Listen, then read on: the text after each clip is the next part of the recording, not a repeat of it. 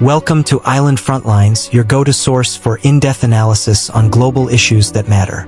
Today, we dive into a question that has the world holding its breath. What has China so afraid?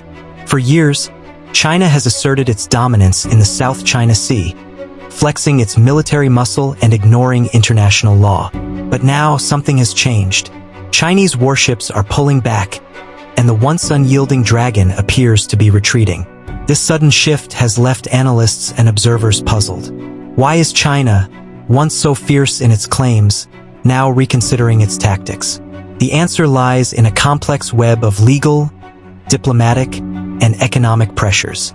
A landmark ruling by the Permanent Court of Arbitration in The Hague challenged China's expansive claims, rallying the global community to uphold the rule of law.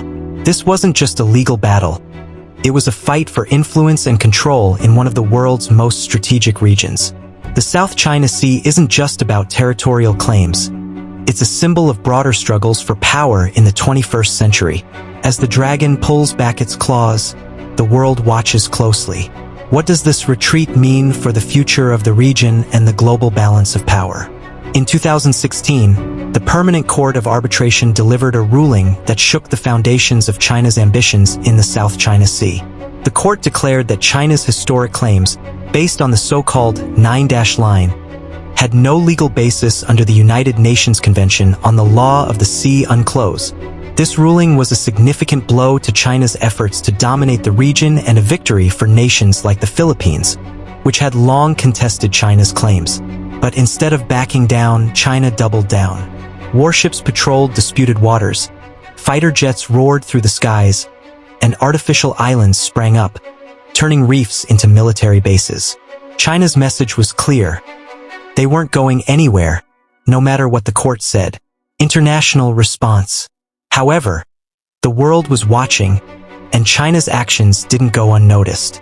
The United States, Japan, Australia, and even European nations condemned China's aggression, conducting joint military exercises in the region to show their support for the Philippines and other nations under threat. The pressure was mounting, and it was beginning to show. A shift in strategy. Then, something unexpected happened. China began to blink. Vessels were withdrawn, rhetoric softened, and talks with Southeast Asian nations commenced. What caused this change?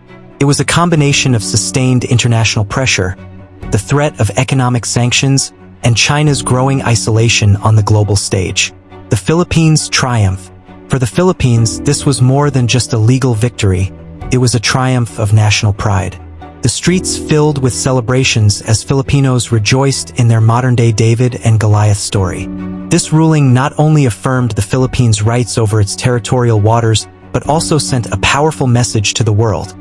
Size doesn't determine strength. The Philippines had proven that even a small nation could stand up to a giant when armed with justice and international law. What's next? But is this the end of the story? Some experts believe China is simply biding its time, waiting for the right moment to reassert its claims. The South China Sea remains a potential flashpoint, and the world must stay vigilant. The power of alliances. This situation underscores the importance of alliances. The Philippines couldn't have stood up to China alone, but with the support of powerful friends, they were able to level the playing field.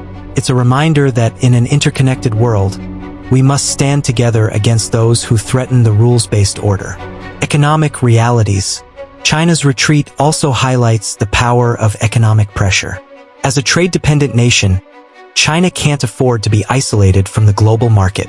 The threat of sanctions hit them where it hurts economically. This serves as a lesson for other authoritarian regimes. The global community can and will push back.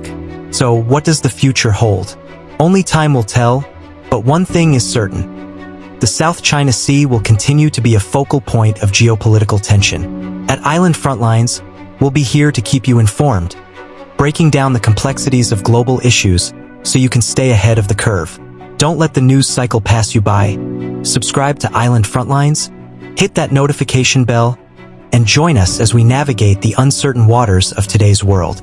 Because in an age of spin and misinformation, knowledge is power. Thanks for watching Island Frontlines. Stay informed, stay engaged, and together, let's stand for truth and justice.